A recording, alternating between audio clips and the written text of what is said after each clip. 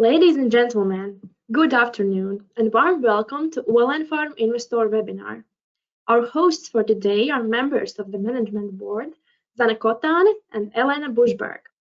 We will start the webinar with company's presentation, after which we will hold a questions and answers session. Please type your questions in the questions box, which can be found in the settings panel zone on the right side of your screen. I would now like to turn the conference over to the speakers who will proceed with the presentation.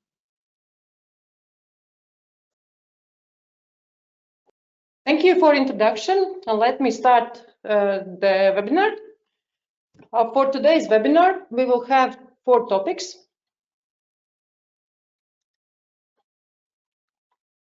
We will start with financial performance for 9 months 2020. Then we will touch upon outlook for the whole year, for year 2020. And then we have honor today to discuss our key markets. We will have one section like Russian in focus, where we'll detail discuss what we are doing in Russia, how is the status, and you will have opportunity to ask questions in relation to our business in this country, this key market.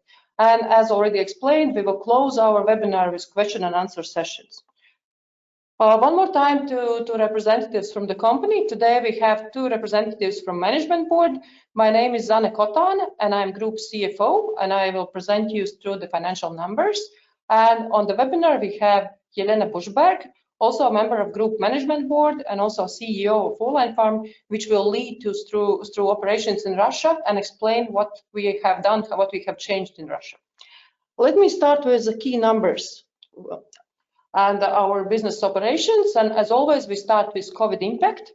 COVID is something which we are obliged to report according to requirements of stock exchange, and also this quarter we have summarized what have been key changes and key events related to COVID. As you all know, second wave of COVID in Latvia is substantially higher, but what we have seen in our operations that we have done very good job in the first quarter in setting up basic procedures how to deal with COVID. And also currently we don't need to stop our production, and we have managed to deliver all the required materials what has been requested by the clients. Also what we have seen that vertical integration is very important for operations of Olainfarm, and we have not been suffering through supply chain issues which other pharma companies are facing in these COVID times. We have the advantage of having both chemical components and final dosage forms, and we are capable to continue production processes. What we have as negative consequences of COVID, it mostly relates to economics and purchasing power in different markets. So we have seen, especially in compression product segment, that still decline in sales growth compared to the year ago. It's the largest decline in compression segment. It's minus 30% compared to a year ago. And as I already explained before, compression products are mostly used after medical manipulation, so just demand for these products are not so strong at the time of COVID. Then from the business operations, usually we have marketing activities which are delivered as face-to-face meetings. Also those have been slowing down compared to the last year. And also what we have seen that we have not been capable fully to restart our face-to-face meetings due to start of second wave in autumn 2020.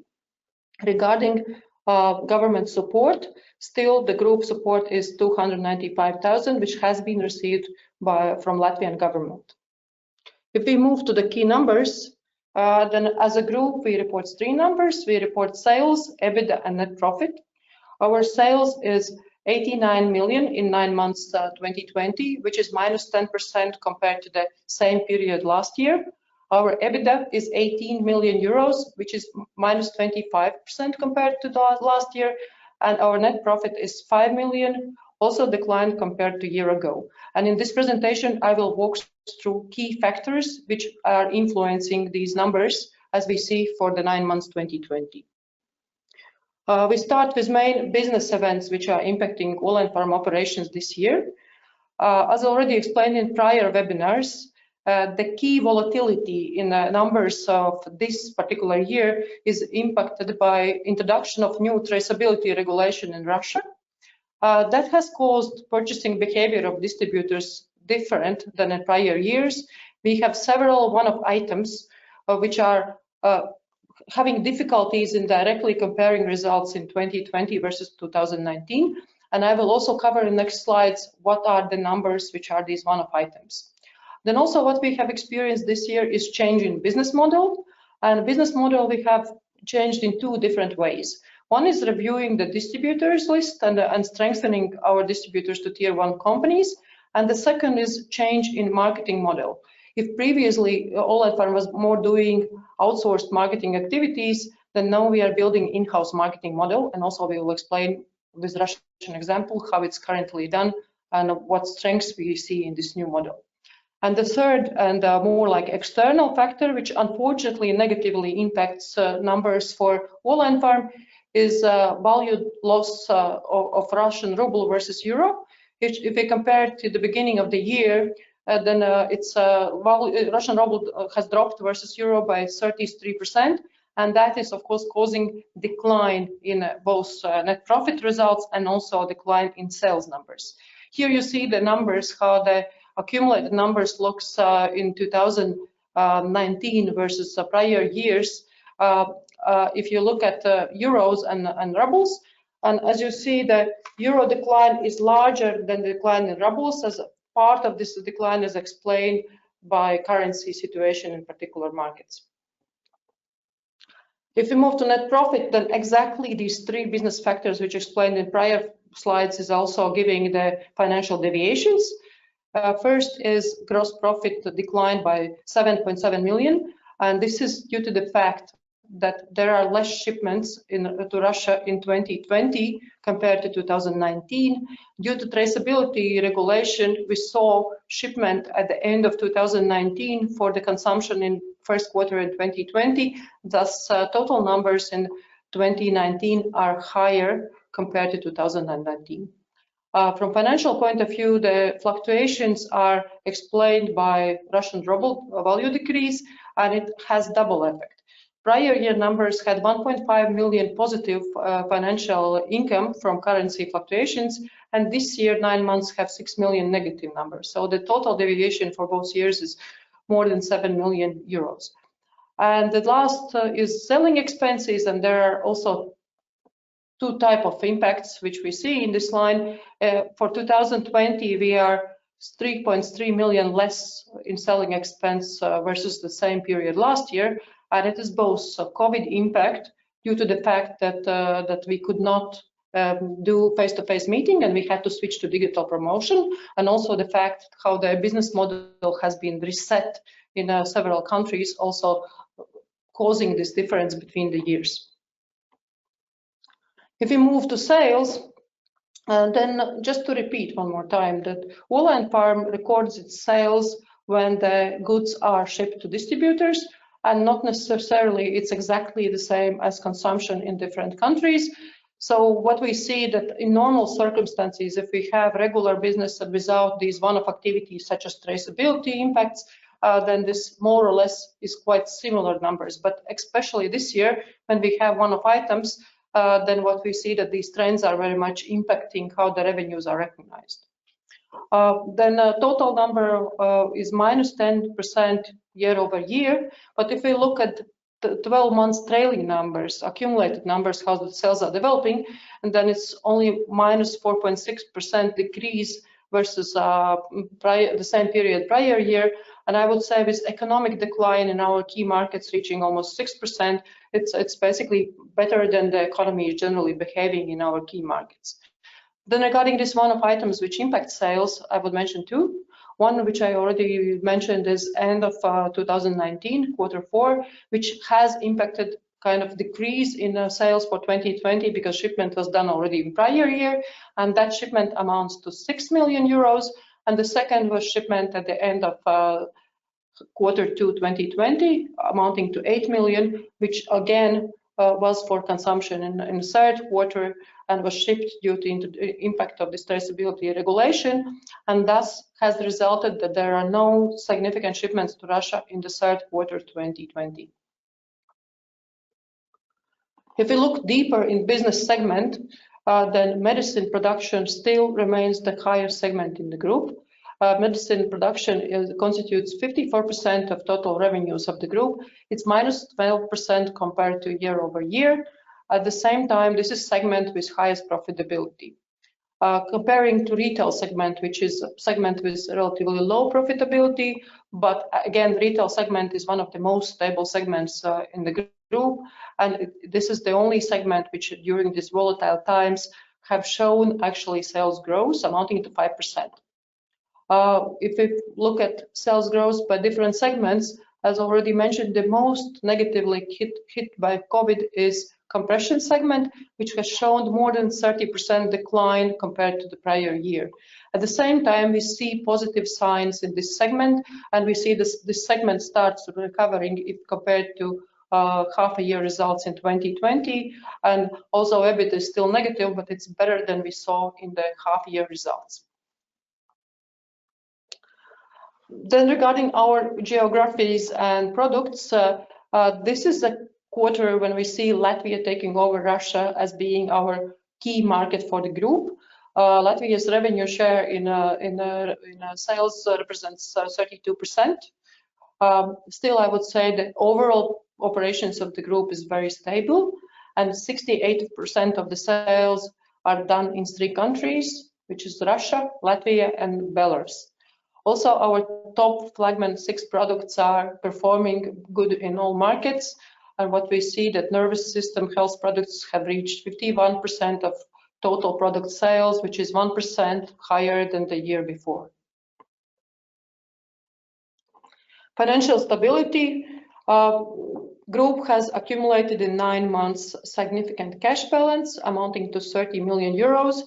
And out of that money, at the beginning of October, we have paid out dividends, 4.5 million for the results of 2019. And also this cash stability helps us to cover COVID situation and be ready for future investments which will be needed. One of the investments which have been planned in the group was clinical trials, which due to the COVID situation is delayed to 2021, and this money will be used for executing these clinical trials. The next slide of the presentation relates to product development. As already discussed in a prior webinar, the new management board has set up in the company very strong product development process, and we are ready to discuss with investors each quarter how the products are being evaluated and moves around the pipeline to deliver results in the future years. This is also one of our strategic goals, to deliver to the market new products each year. This is presentation how the situation has changed or improved and developed since August when we were introducing this slide. What you see in this slide that in neurology group, we have added 2 new products for consideration since August, and currently we are looking at feasibility already for 5 products.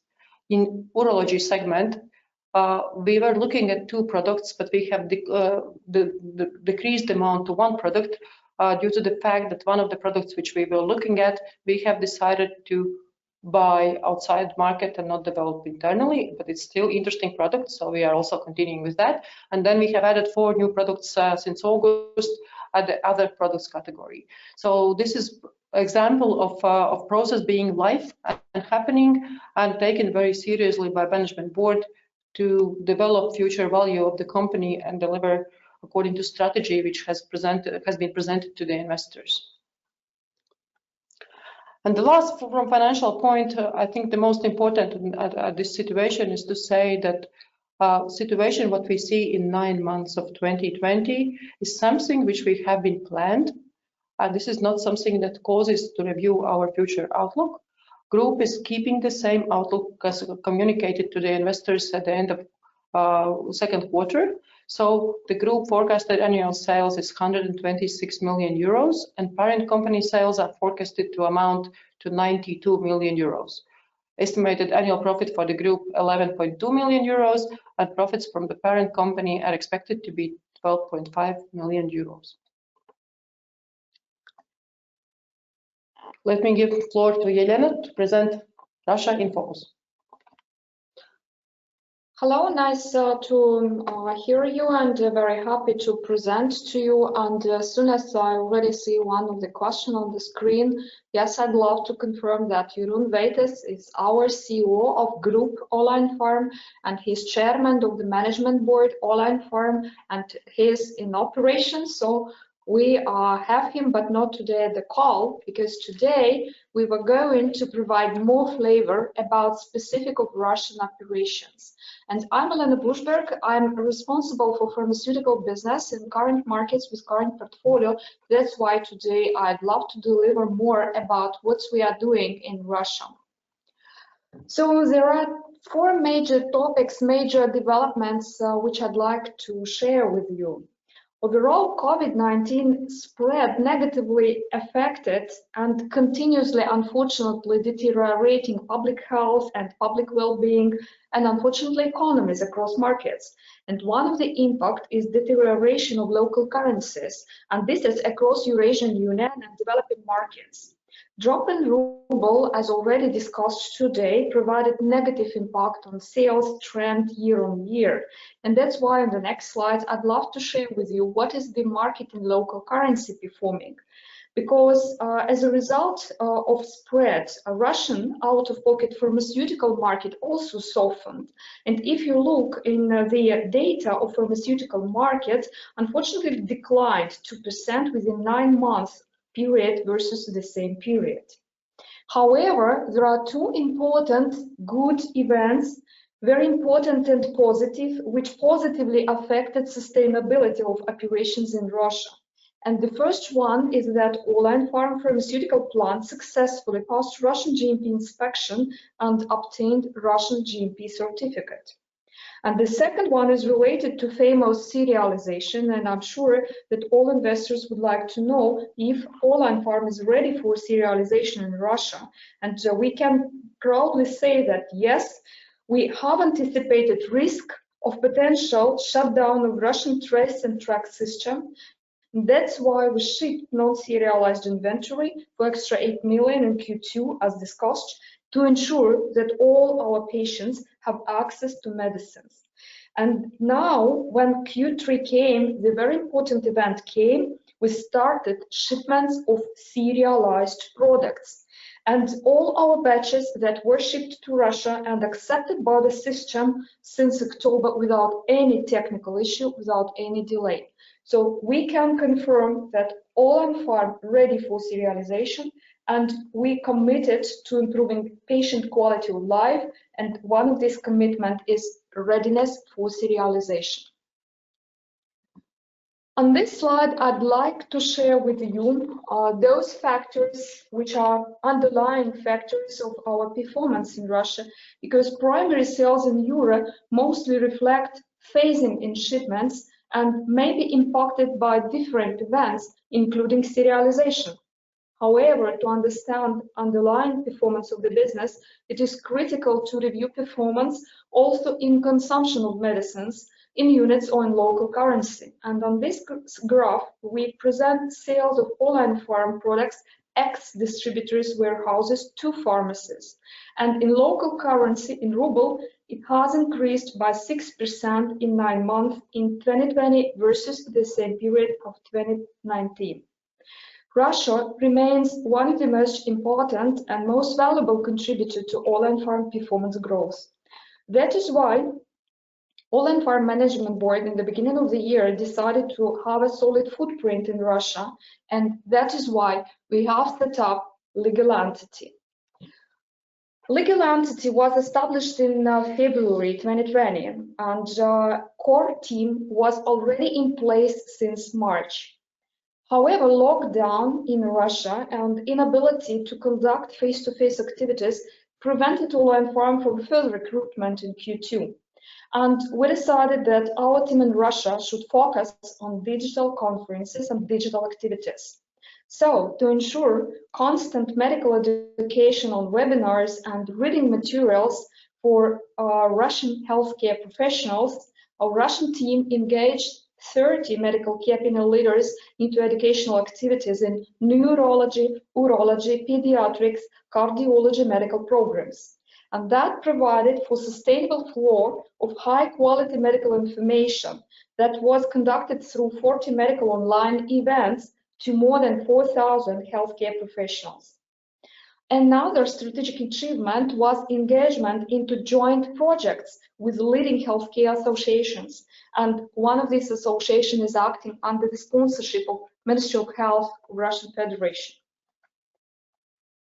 Also, we would like to share that this close and productive collaboration with key medical opinion leaders resulted in successful active participation of Olainfarm in international congresses on neurology and urology. Until now, more than 8,000 Russian healthcare professionals were educated at 19 regional events in Russia.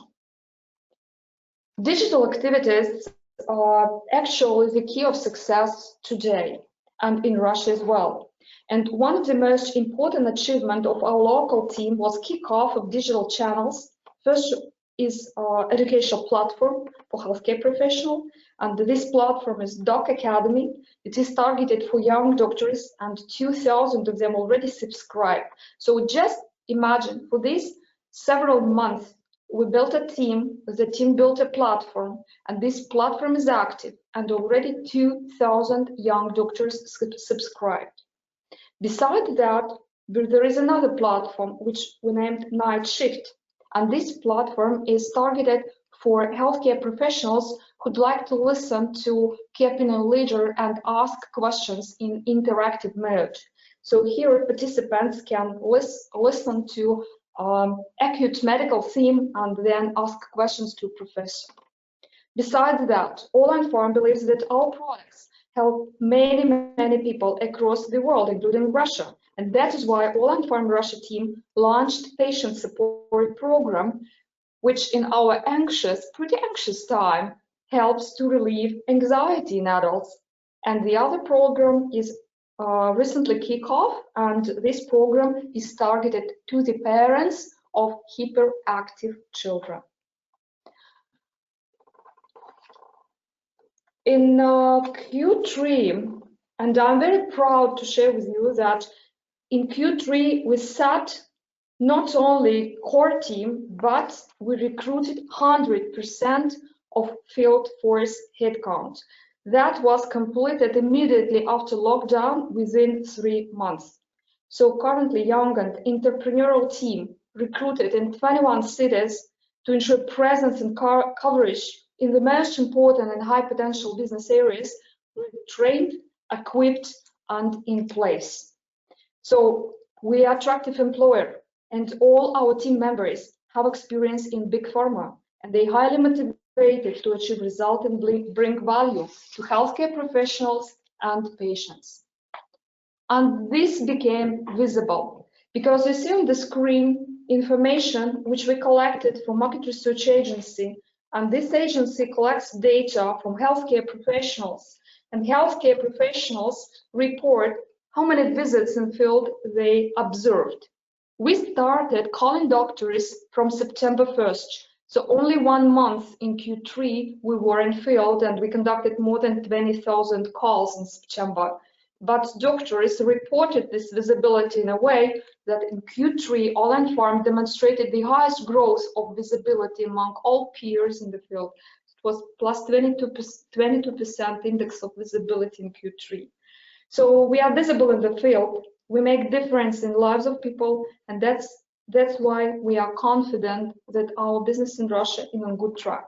And I firmly believe that all these efforts will bring positive reflection in the market share growth in the next quarters. So this is what I wanted to share with you on Russia performance, and let us look into the questions.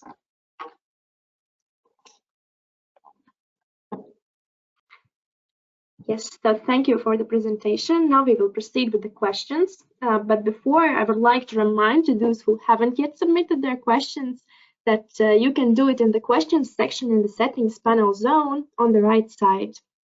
So we have received the question: what is your expected growth rate for 2021 in Russia market?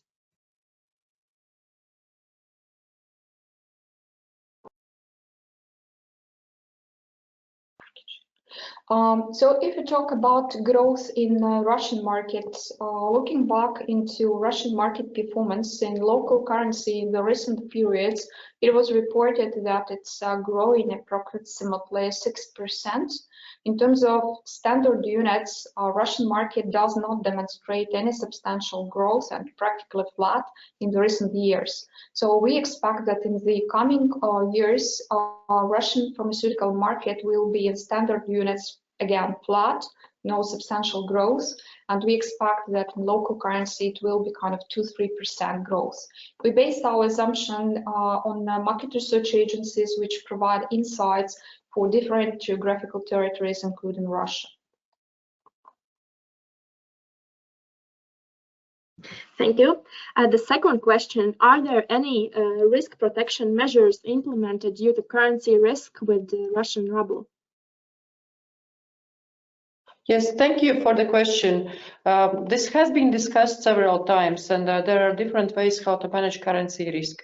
So far, Olainfarm has been looking into open currency exposures. That has resulted in some years having very positive impact. As you see in 2019, that was positive impact. This year has been extraordinarily negative. I would say that I'm discussing with the Supervisory Council to implement a bit risk management policies which are much more closing positions. But at the moment, what we have seen that the costs of implementing such hedging, especially as to Russian ruble in Latvia, are not very favorable. So we are still investigating into possibilities, but something might come up starting for 21. Mm-hmm. What makes you think that profit in the Q4 will be so profitable? So what are the reasons behind it? Thank you for the question. This is exactly the reason why I was very happy to join, to host this webinar together with Elena, because Russia is in one of our key markets, and Russia has substantial impact in the profitability and operations of Olainfarm. And as already explained by Elena, what we believe is currently key success factors. One is the sterilization. So we are already shipping to Russia according to new requirements. The legislation is accepted, and we continue strong deliveries. Also, presentation, I hope, convinced you on strong market team in place, which has started its full operations only in September. So all the success of the market team we will see starting from the last quarter of the year. And also GMP audits. So the fact that we are capable long-term to continue the production deliveries to Russia. This is the strong background to believe that that we don't need to change our forecast for current year. Mm-hmm. Thank you. Next question. You have 6 products that make up 85% of your revenue. How do you manage that concentration risk? And is there a risk of any new products coming in to displace a key product?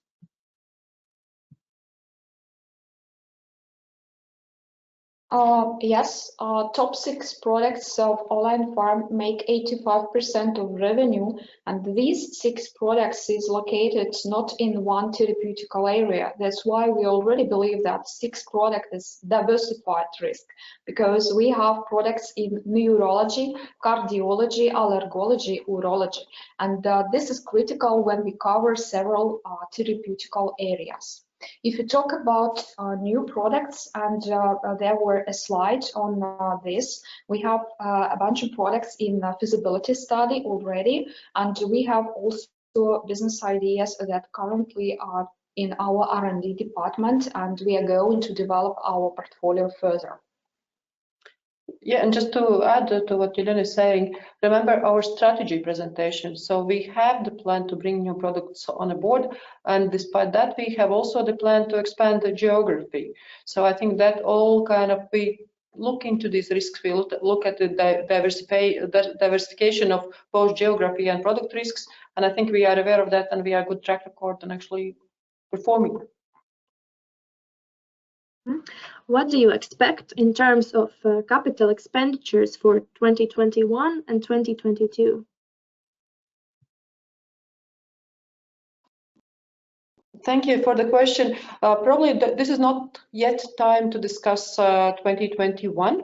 21 forecasts will be issued together with unaudited financial statements for 2020. Regarding 2020, what we see, and also what was a comment, is that we had to defer capex which were planned in clinical trials in this year to the beginning of 2021. That is a key deviation from what has been planned this year in capex. Thank you. The next question is the following. What are the reasons for administrative costs growth by 10%?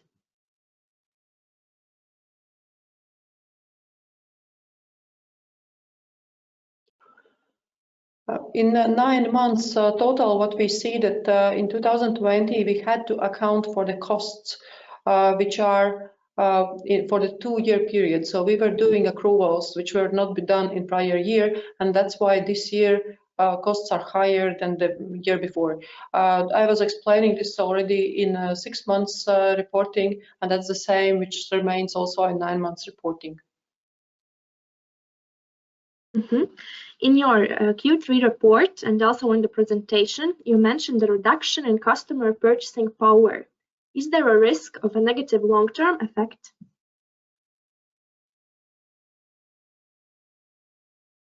We are following closely macroeconomic forecasts for the countries where we operate. We also follow the financial forecasts of the countries and the credit ratings of the countries where we operate. And currently, International Monetary Fund, they are issuing forecasts that actually countries will recover quite quickly after COVID crisis. Of course, not at the levels what we saw at economical growth times, but also from the strategic point of view, what I also explained, we see the markets where we operate has great potential regarding this, regardless of short-term economic crisis. So we don't think that we have to revise our long-term forecasts.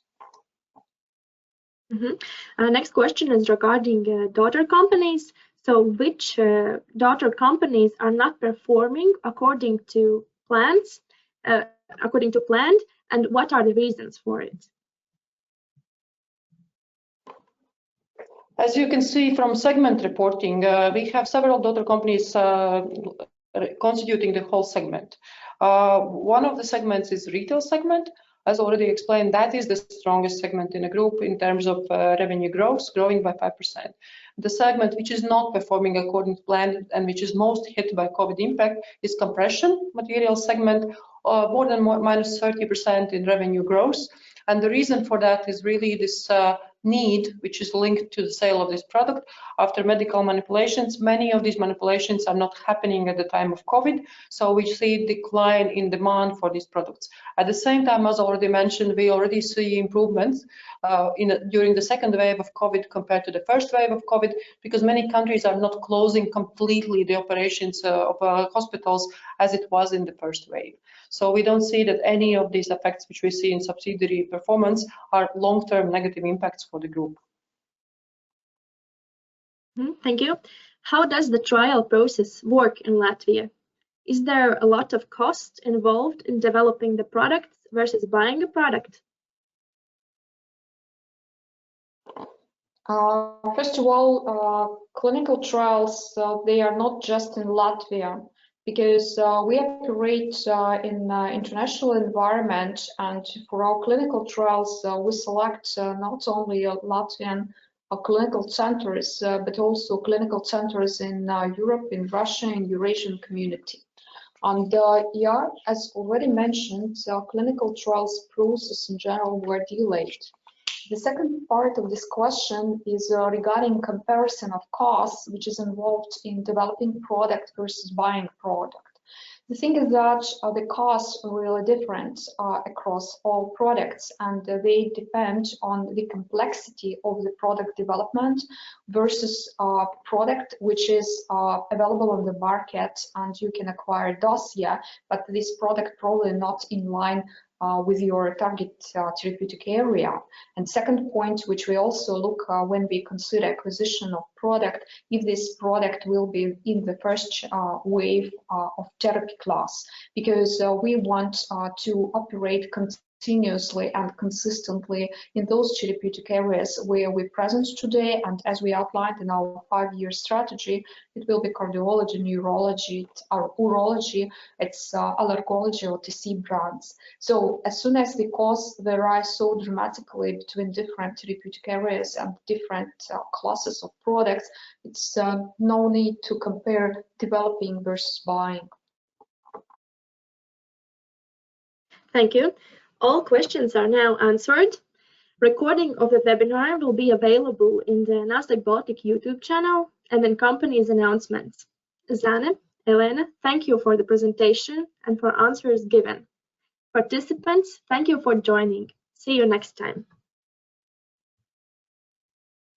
Thank you. Thank you.